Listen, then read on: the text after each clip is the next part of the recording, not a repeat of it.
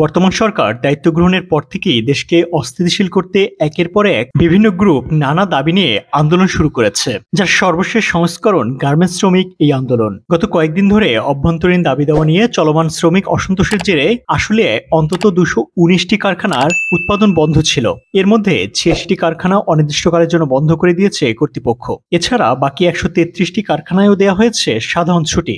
সবথেকে অদ্ভুত বিষয় হলো, বর্তমানে চলমান এই আন্দোলন পুরোটাই পরিকল্পিত এবং তা শ্রমিকদের স্বার্থে না, তৃতীয় কোনো গোষ্ঠীর স্বার্থে করা হচ্ছে। বরাবরের মতো দেশের এই ক্রান্তিকালীন সময়ে শ্রমিকদের যে ভিন্ন উদ্দেশ্যে ব্যবহার করা হচ্ছে তার প্রমাণ এই নিউজগুলো।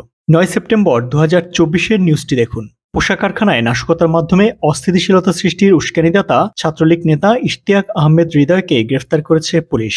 হঠাৎ করে মগের মুল্লুক হারানো এই দলটি যে কোনো মূল্যে ক্ষমতা ফিরে পেতে মরিয়া হবে, এটাই স্বাভাবিক। কিন্তু এদের লাঠি হওয়া যাবে না সাধারণ শ্রমিকদের। চলুন আরেকটি নিউজ দেখি। 10 সেপ্টেম্বরের বিজিএমইএ এর সিদ্ধান্তের পরেও আশুলিয়ায় 40 পোশাক কারখানায় কর্মবিরতি। তার মানে কারখানা বন্ধ করাই এই আন্দোলনের মূল উদ্দেশ্য। দাবি দেওয়া মেনে নিলেও তারা আন্দোলন চালিয়ে যাবে। এছাড়া শ্রমিকদের এই আন্দোলনের অধিকাংশ দাবি অযৌক্তিক।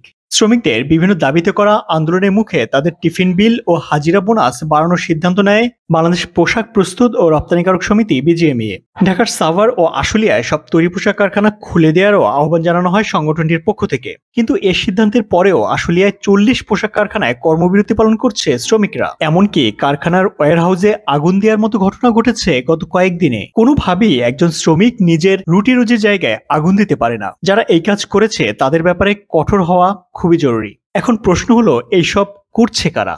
এর উত্তরটাও সহজ। এই আন্দোলনে যে শ্রমিকদের স্বার্থ নেই তা তো আগেই দেখেছি। তাহলে স্বার্থটা কার? ব্রিটেনের প্রভাবশালী সাময়িকী দ্য ইকোনমিস্ট বাংলাদেশের এই চলমান শ্রমিক অস্থিরতা নিয়ে একটি প্রতিবেদন প্রকাশ করেছে। সাময়িকীটি বলছে, ভারত হলো বিশ্বের দ্বিতীয় বৃহৎ তুলা উৎপাদনকারী দেশ।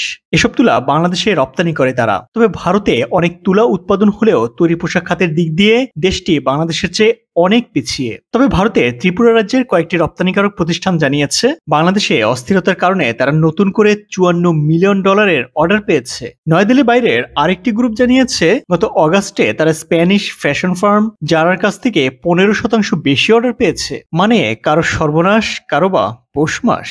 তথ্য বলছে 2016 থেকে 2023 সাল পর্যন্ত ভারতের পোশাক রপ্তানি থেকে আয় কমেছে প্রায় 15%, যেখানে বাংলাদেশে বেড়েছে 63%। বাংলাদেশের উন্নতি কখনোই ভালোভাবে নিতে পারেনি ভারত, আর এখন তো তাদের কাছে অসহ্য হয়ে উঠছে বাংলাদেশ।